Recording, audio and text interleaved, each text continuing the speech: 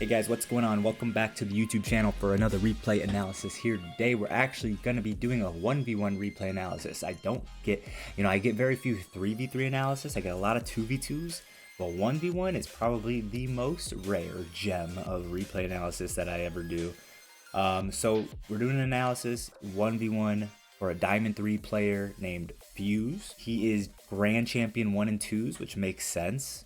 Diamond 3 to like Champion 2 is usually the equivalent in ones to a Grand Champion 1 in other playlists. He says his weakness is positioning and decision making, which that's what 1v1s is really all about. That and, yeah, pretty much positioning and decision making. So let's go ahead and hop into it. Oh, before we do, if you want to get yourself a replay analysis like the one you're about to watch, read the description down below. Got all the information on how you can submit a replay analysis to get done yourself. With that out of the way, let's get into it. See how our kickoff's looking. Kickoff, obviously a huge aspect of 1v1, and right away, not looking bad.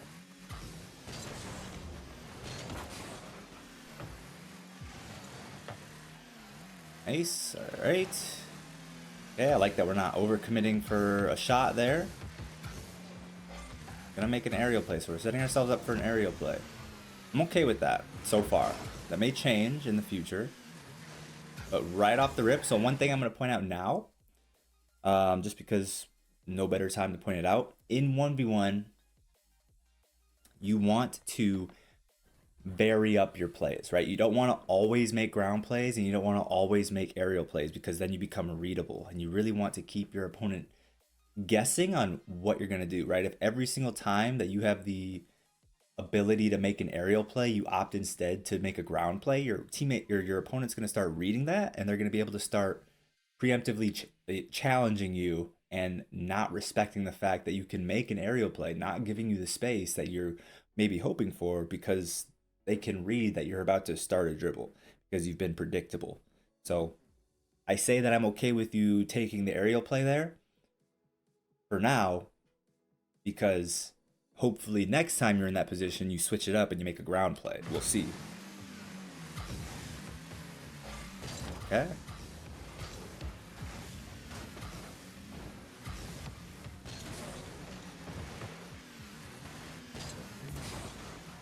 Not bad, not bad. Wave dash, grab our corner. There we go.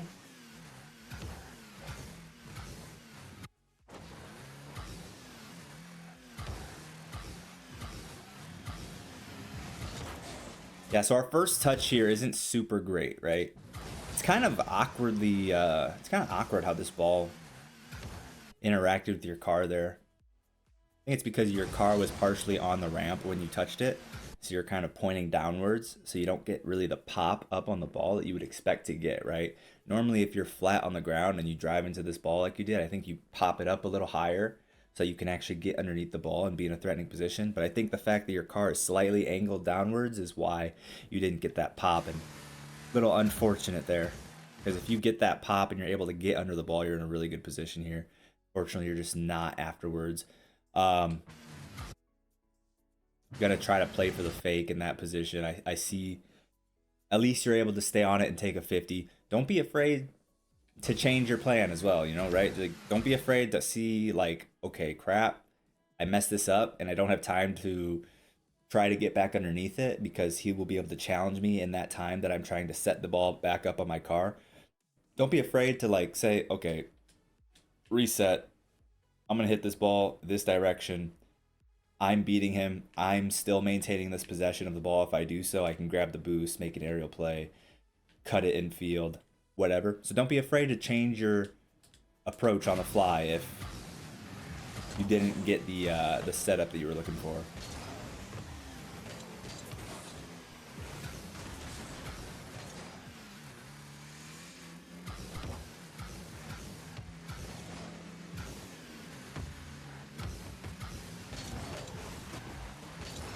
Nice shot.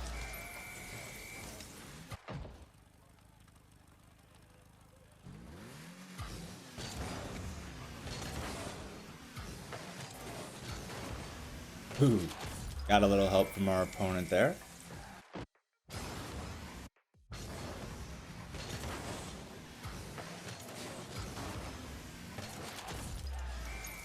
Nice.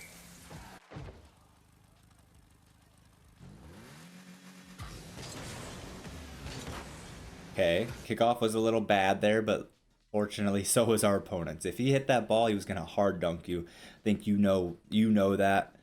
You were very off center on your kickoff here.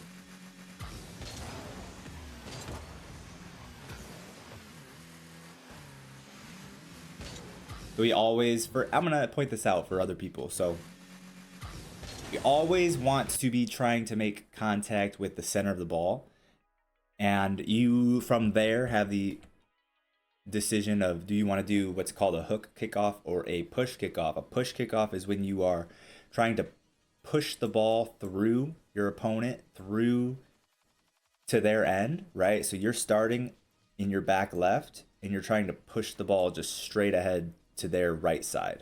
That would be a push kickoff. Or you can hook, you can do a hook.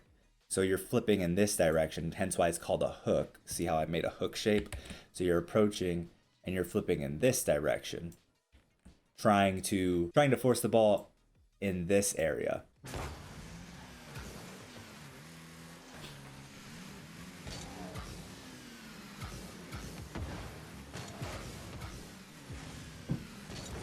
Oh, just whiffed the ball.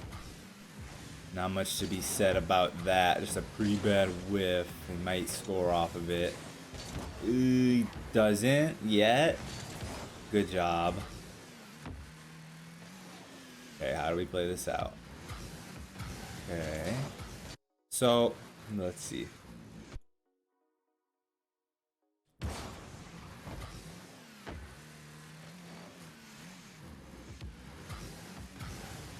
Okay. Not much to say there. What I'll say there, okay. I have a feeling if I don't point out the small things, I'm not going to have a lot to say because you look like a really good player. You seem to have a lot of the fundamentals down. But I do need to point out the small things. In 1v1, invite your opponent to challenge you in the corner, in your corner. Challenging in your opponent's corner is almost always a great way to get scored on. You very rarely want to challenge your opponent when they're in the corner because that is such an advantageous position for you in this position, right? So if this isn't going to work, if we are looking at this play and say our opponent came and challenged us from this direction and we take a 50 in this direction, only good things can happen, right? Only good things. So if they beat us here, the one positive for our opponent, they beat us on the challenge here. While they are landing in our corner while the ball is deflecting off of our back wall away from the net, moving away from them. So even if they beat us on the challenge here, they 99% of the time can't get back to the ball to score. And then other than that, if you force this 50 this way and they're trying to force it this way, any win on the ball, or I should say you're more likely to win the challenge because again, you've got these walls around you that are all deflecting the ball back towards midfield depending on where the 50-50 goes. So if you take a 50-50 here and it bounces this way, great, it's bouncing back out. It bounces this way, great, it's bouncing back out in front of you. It gets past you like we said earlier, great, it's bouncing back out or it's bouncing to your corner where you can collect it and grab the boost. So, or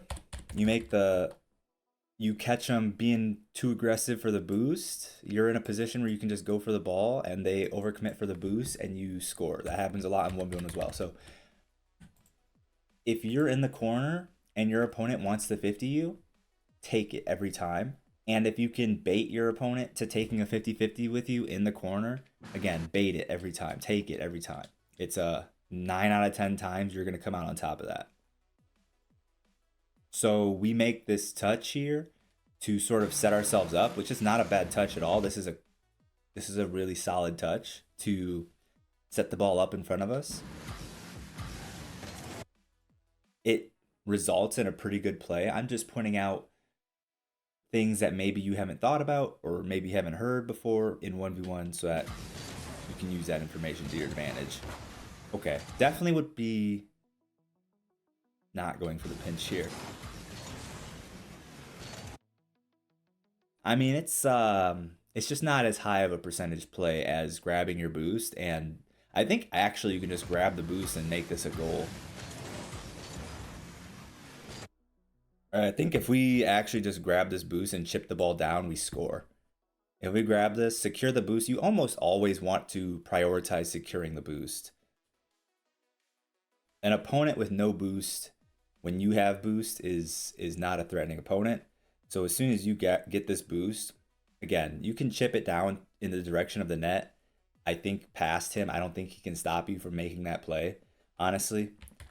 But even if he could, and you just secure the boost and then wait to see what he does, again, he's low boost, you're full boost, you're at complete advantage. He's most likely just gonna back off. If he doesn't, play it out. Let him try to make a play with no boost. You're at the advantage. As soon as he overcommits or as soon as he tries something, you're on the counterattack. So I would definitely prioritize taking this boost. From there, I believe you probably could have scored. I see the vision with the Cuxer pinch. It's just it's a low percentage play.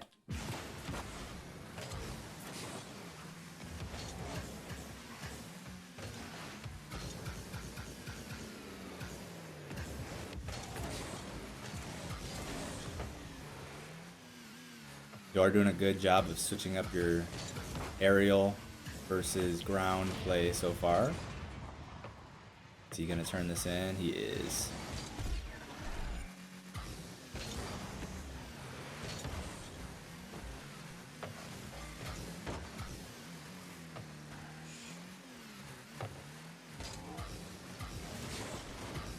Ooh.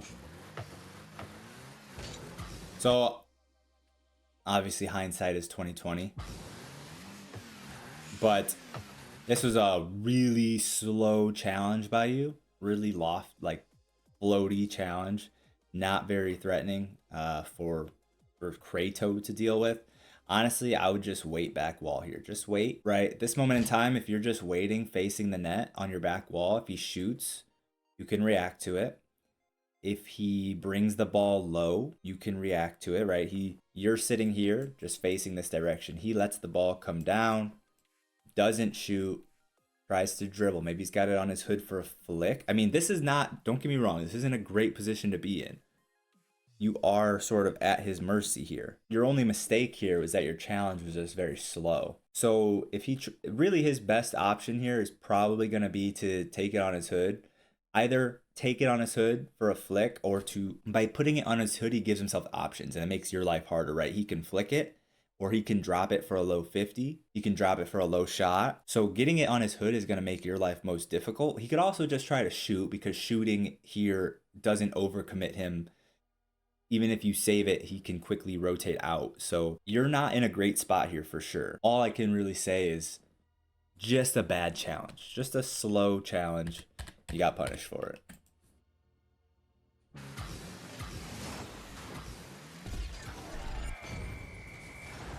Let's take a look at that from our opponent's view. Might give us a little bit more valuable information here on how this was a bad challenge. Honestly, really well done by this guy. Really well done by him to spot the opening for the shot and be able to shoot that. It wasn't an easy shot by any means.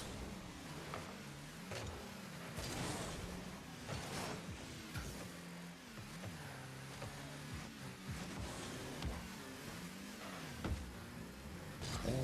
Nice. This should be a free goal. Good job.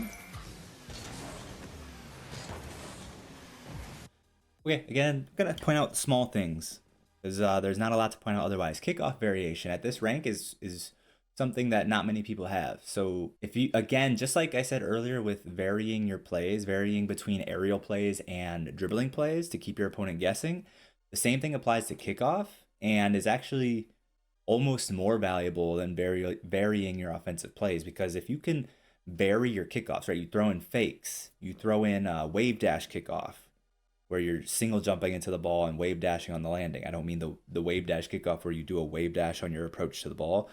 That's not what I'm talking about. That's trash. Yeah, I'm talking about the actual single jump into the ball, wave dash recovery kickoff, fake kickoff, normal kickoffs, switching between hooks and push kickoffs, doing a lot of varied kickoffs, and especially those throwing in the fake every once in a while, and the wave dash recovery kickoff just being a super solid kickoff for 1v1s. It will keep your opponent thinking on the kickoff, and when your opponent is maybe overthinking things on the kickoff, it leads to them not performing their kickoff as optimally as they would like to, because their brain power is now being divided, right? They're trying to. There's a stink bug crawling in front of my freaking keyboard. Stupid a-hole making me look like a dingus. Anyways, yeah, you're dividing your opponent's brain power, so they might be slightly distracted from executing their kickoff perfectly. And so you might actually notice that you're getting more kickoff wins on your normal and your wave dash kickoffs because your opponent is kind of thinking about something else while doing the kickoff. So that's the power of variation in your play style in your kickoffs.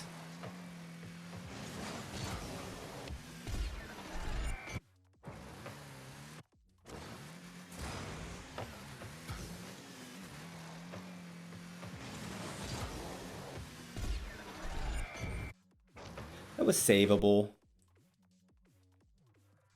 You played that decently. You fake challenged and turned back. I think that was savable. Very close, though.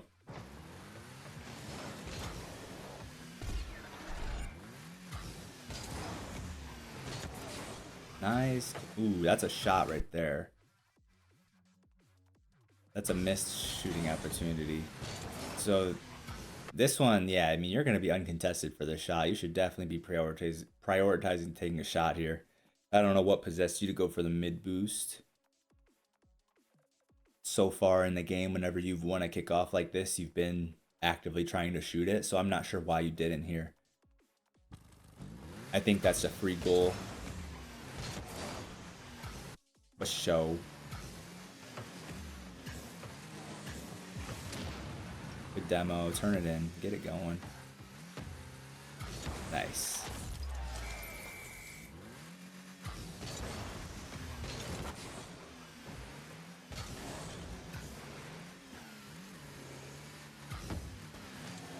Okay. Ah. I think we expected that to roll off of the corner there rather than take the bounce. Yeah, that's pretty close to call, honestly. I might have thought the same. What I was going to say is if you know this is bouncing, don't drive down the wall, right? You know it's about to bounce back up. And while you are driving down here and the ball is bouncing in the opposite direction upwards, that's his opportunity to do something if he wants to, because you're separated from the ball. You can't interact with the ball at that moment in time. So if you knew this was going to bounce, the right play to be the right play here would be to stay on the wall higher where the ball will be when it bounces, and then track the ball down the wall as it starts falling. That way you're never giving him an opportunity to come and challenge or to make a play in general, because at any point in time you could hit the ball.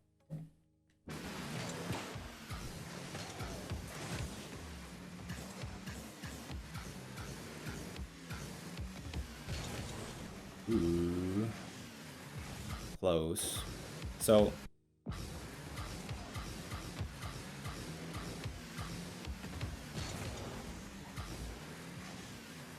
not bad. I mean, like,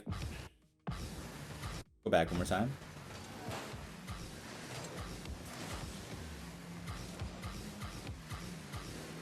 Yeah, like, obviously a higher level player would probably have scored this ball. They probably would have had better ball control here on that dribble, on that turnaround. But that's not really something that has to do with you made a bad decision. It was just you're at where you're at.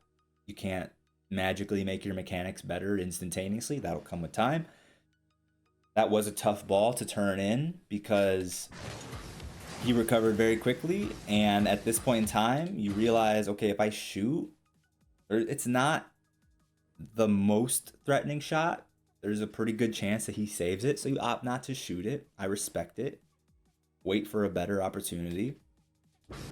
And then this is a tough ball to do anything with when you catch it. So the nuance here for lower level players who might not realize this is like,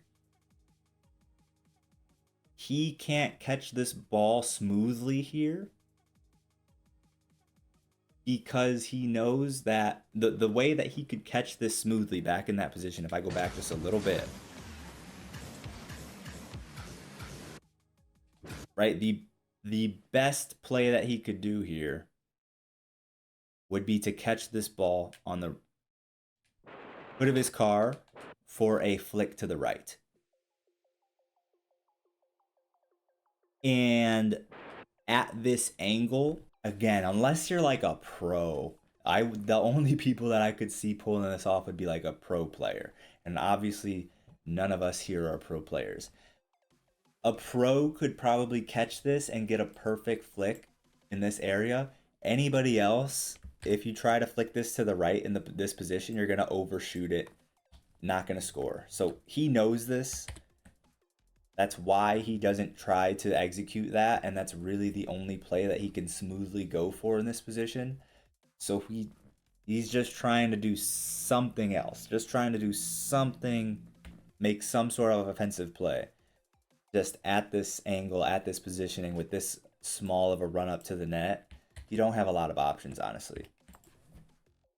So no fault of your own here.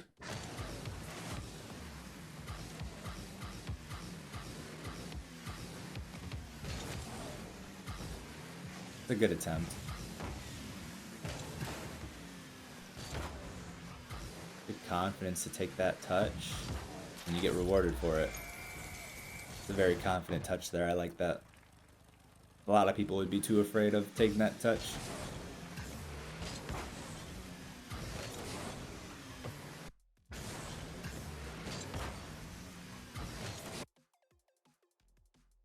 So very often in 1v1, something I learned in 1v1s, which I was like, I was kind of very confused by this concept, is like, when you're in this position, you want to flip as soon as possible here.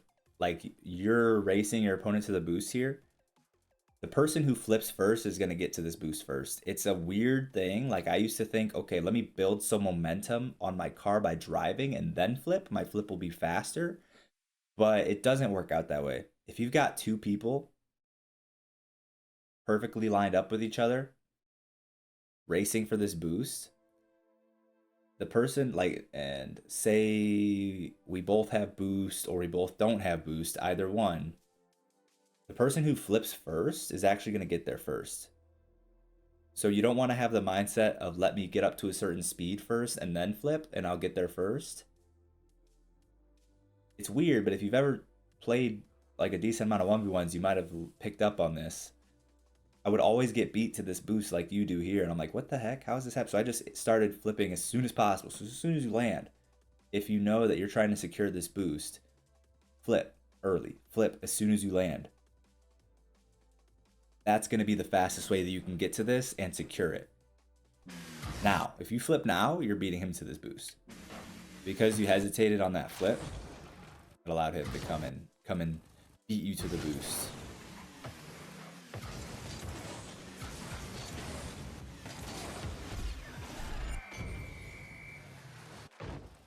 Now, obviously, that has nuance as well.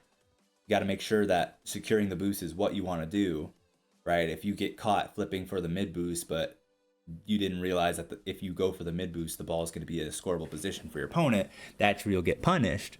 So you still have to make sure you're making the right judgment call of going for the boost. But if you're in a race to the mid boost with your opponent, the person who flips first is going to get there first.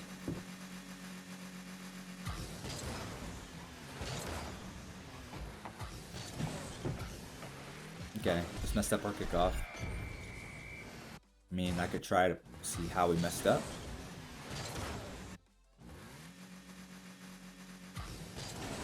First thing I'll probably say is want to flip a little sooner here. I noticed that you're not boosting throughout this whole kickoff, right? You're stopping. And I think that's probably because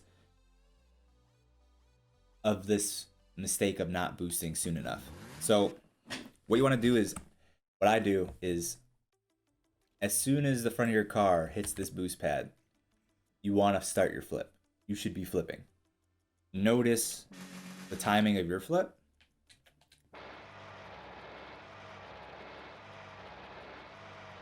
Come on, 10% isn't that slow.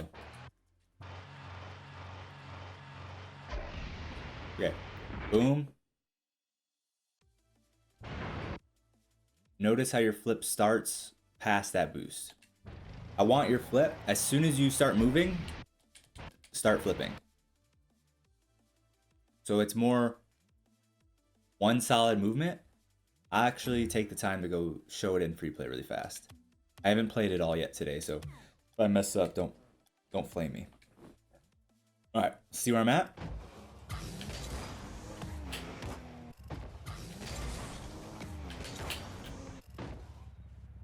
Get that corner kickoff again. See how early I'm flipping? I think what you did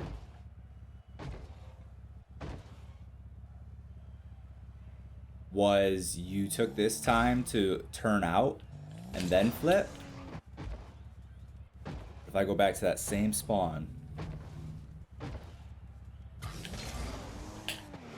it's such a fast movement. It just has to be a slightly faster movement. And what that allows me to do is flip throughout the entire kickoff and not worry about getting too close underneath the ball. So what you're doing is flipping a little late. Okay. So what you're doing is flipping a little late, realizing that, and so you stop boosting so you don't land too far underneath the ball like this, to where when you make contact, it's really weak contact and the ball can easily go over you. So you fix that by flipping earlier, and then you're able to flip throughout the entire kickoff, be supersonic, have maximum speed, and be able to put more force through the ball and have a higher chance of winning.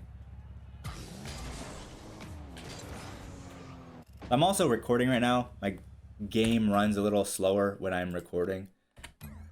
Part of the reason why I don't make gameplay videos anymore, and I don't stream anymore, because I hate playing at suboptimal conditions, right? It feels like I've got input delay out the wazoo when I'm recording or streaming and playing.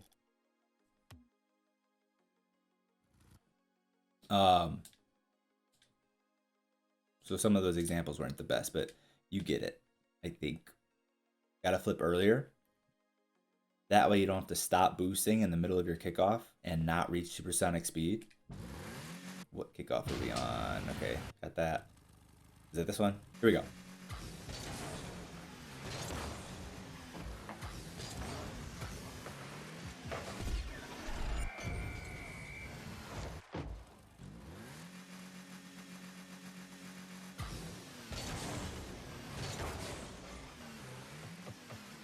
Honestly, it's not as big of a deal on this kickoff because you've got plenty of space to not land too close to the ball after your flip. But you can also reach maximum speed faster. Just like I said earlier, the person who flips first is going to reach their peak speed faster. That's why they beat you to that mid boost if they flip first. Same thing on the kickoff here. Boom, you're over exaggerating, or you're executing the offset for the speed flip. You're doing it too slow. It has to be much faster of a movement to completely optimize the kickoff. Your kickoff's not terrible, but it's not optimized.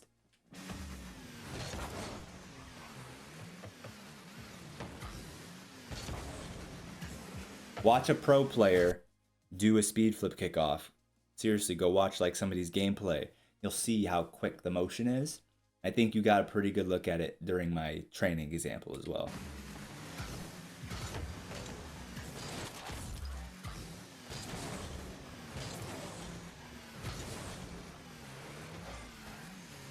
Okay.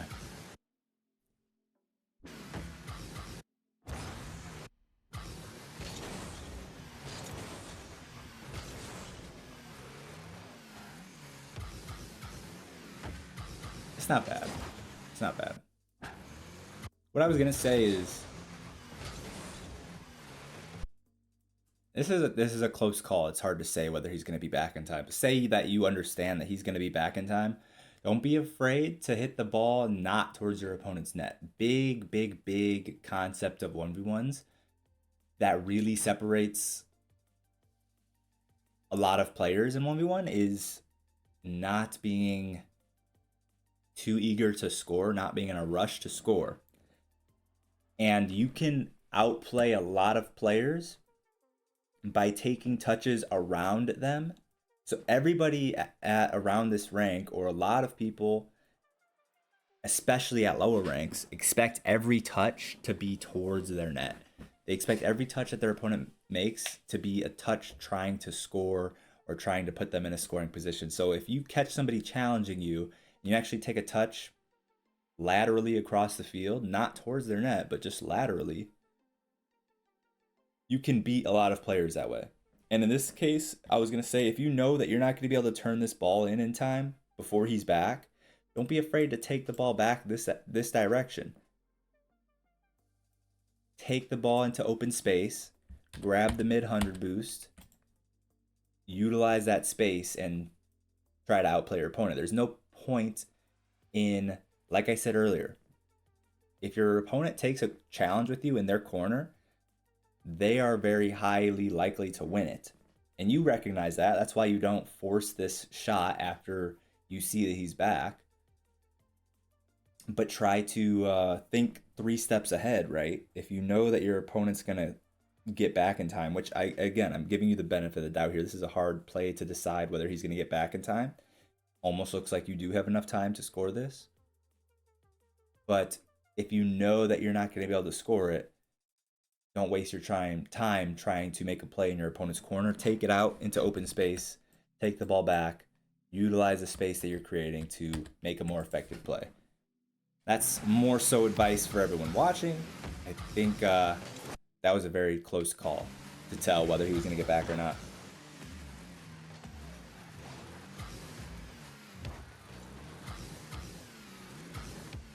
All right, we need to flick this. Good job. Not the cleanest flick, right? We should have caught that on the first bounce. We kind of had to resettle it before we could flick it. Ideally, this right here was already on our hood for a flick. It's just slightly not the cleanest catch, but again, sometimes you'll just not be as sharp sometimes as others. Can't catch the ball perfectly every time. You did as well as you could with what you were given. Okay. All right. So I actually just gave this advice on which replay analysis was it? I don't remember. Just like 2 or 3 videos ago, I gave this advice to somebody who was playing 2v2. And I even mentioned how, or somebody left a comment on how this was something that you would pick up in 1v1s. And it's a very, very powerful 1v1 tool. So here, instead of giving this ball to him, right, you hit it away from yourself, and then you can't score off of this, right? The ball's traveling downwards. You can't really do anything threatening with this. So you don't jump off the wall for it. I like that. But again, just like the example back here, when the ball was bouncing up and we were down below it, it gave the opponent the opportunity to go for a touch because we were separated from the ball. Here, we can avoid ever giving him the opportunity to come and challenge us by jumping off of the wall with this ball, not with the intent to air dribble it or to shoot it or to flip it away from ourselves and lose possession, just with the intent of keeping him at bay. So what I love to do in these positions, same advice again I gave to somebody playing 2v2, is when you find yourself in a position like this where you are being separated from the ball, you can't really make a play on the ball. What you can do here is jump off of the wall with the ball,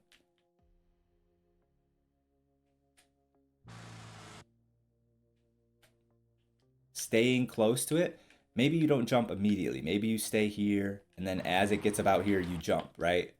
If he sees that you're still here on the wall, he can't really challenge yet because you can beat him. You can, if he jumps for it, you can still flip it past him at this point. So he's probably at this point, if he sees you on the wall still, not pushing up as fast as he is, he's probably more at a more passive position like this, probably facing out this direction. Okay, so we're there, right? And then at this point, when the ball is too far away from the wall for us to be threatening anymore, we jump off the wall. Again, we're not immediately committing to hitting the ball away from us or to shooting it. We are jumping. Ignore him, because this is not the position he would be in right now. So if you assume that he's positioned like this with what I'm describing, it doesn't make sense. Assume that he's positioned more passively, a little further back, not facing the play, more so almost shadowing or waiting for an opportunity to come and challenge. So we are shadowing the ball in the air. We're jumping off of the wall with the ball, floating down with the ball. And what that's telling our opponent, what's that signaling to our opponent, is that he can't challenge, because once we've jumped off the wall, we've closed that distance between us, who was previously on the wall where we weren't threatening, and now we've put ourselves into a threatening position. He can't challenge us if we're here, because at any point in time we can flip the ball past him, and then he knows that. Then he knows he can't challenge. Meanwhile, we're giving ourselves the opportunity to land on the ground with the ball because we've backed him off the entire time. He could never challenge because we had a flip the entire time we were coming down to the ground with the ball. And then we land underneath the ball, we catch it, and we then have made the play that you just made, but we maintained possession. We never gave up possession here. Go back to your perspective, play it out at 50% speed. So we're here, we make this touch, and then we're here. We stay on the wall higher so that he never turns as aggressively as he does in the first place. And then we jumped off the wall, floating towards the ball. If he never challenges, we land underneath the ball, we catch it, and then we've maintained possession. If he does challenge when we were in that position, we flip the ball past him.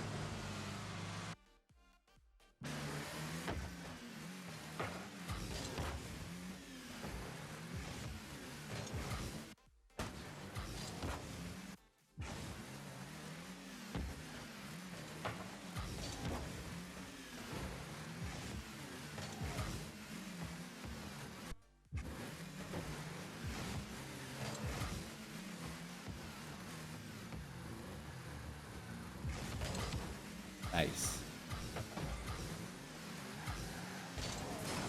Oh, man. How did you get that past us?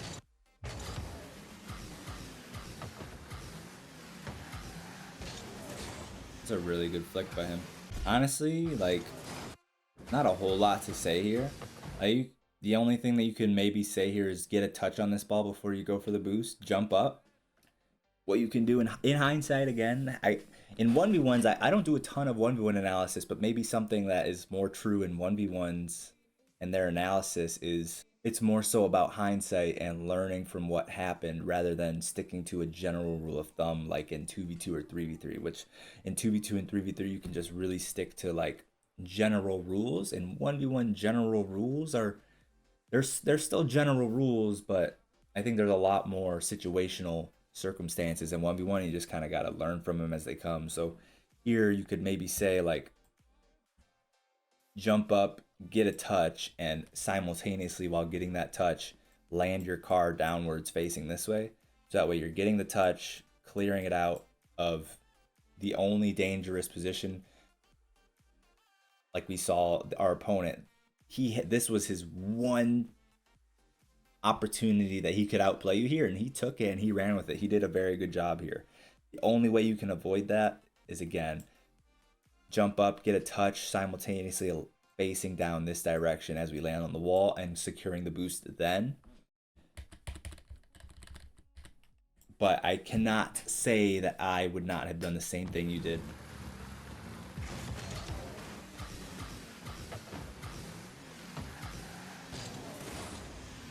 It's just a very good flick by our opponent.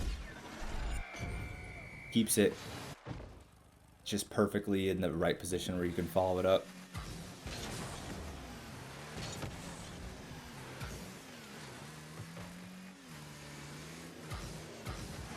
That's beautiful. That's beautiful. So that, just like I was saying earlier, for those of you watching who maybe are slightly lower ranked, notice he's in the opponent's corner. He knows he's not in a good offensive position. What's he gonna do here? Go for a freaking flip reset, air dribble, change the angle on the ball by 120 degrees to the left to try to score? This guy's not Joyo. He's not freaking Vatira or Zen. He knows that, and he knows taking a 50 here is going to be bad. Trying to score here is going to be bad. So what does he do? He doesn't force it. If it's not there, don't force it. Maintain possession. And he does just that. And it works out.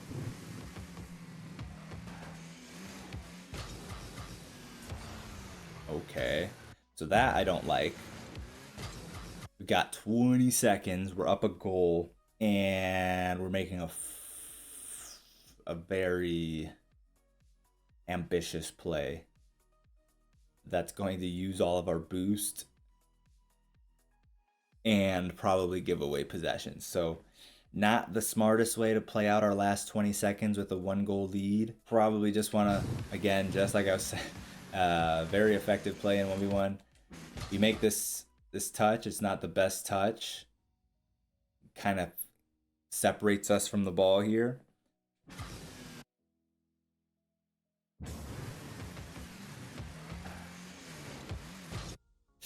I would say this is honestly even too far away from the wall to use that same strategy I was just telling you about of jumping off the wall near the ball to keep your opponent from challenging. So you just got to not make this touch, honestly. Grab that boost.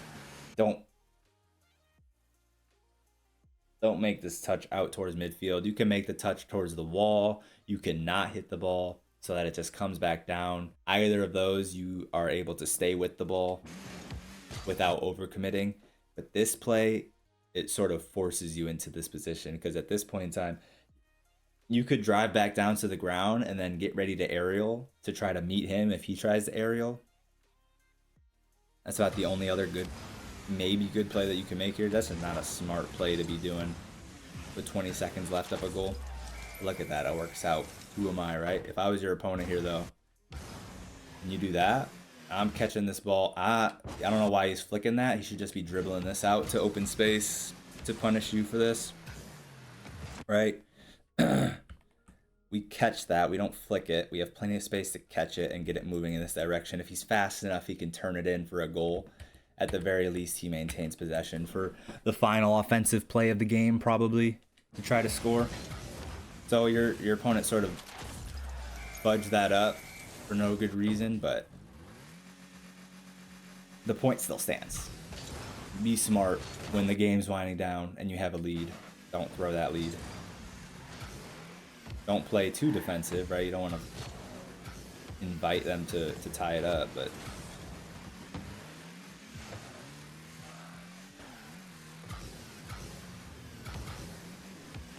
you got any last second freestyles? Okay, looking for a better setup, okay. Maybe the air dribble pop from, get it going backwards. Can we do that? Air dribble? No, we're gonna pass it. All right, see what he's got.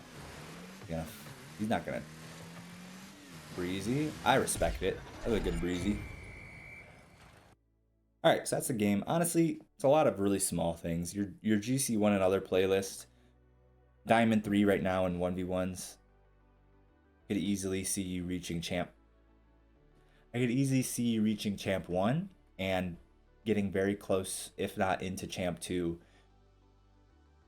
with the skill set that you have and the level you're at. Honestly, I think for the rank you're at, you played pretty damn good. And I think your opponent was also no slouch either. He made a couple of really, really good plays in situations where he had a very small window to try to score, and he did it both times that he had those small windows. So your opponent was definitely good, and you managed to barely squeak out the win. I think that goes to show you didn't really do too much wrong in this game. gave you a couple tips on how to deal with certain situations, how to maintain possession, you know, off of a wall.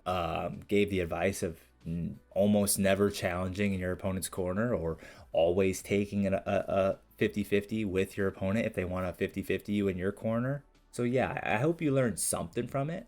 I think if you maybe submitted an analysis, and for people watching, where you lost instead of won, and maybe it wasn't one of your better games, I would have more to say. But I think you played really solid. That's it. If you liked the video, everyone do me a favor, leave a like on the video.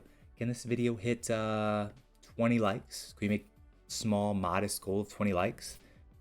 I think we can do it pretty easily. Leave a comment down below on what you agreed with that I said in this video, maybe what you didn't agree with. Subscribe if you're new to the channel, and I'll see you guys in the next one. Peace.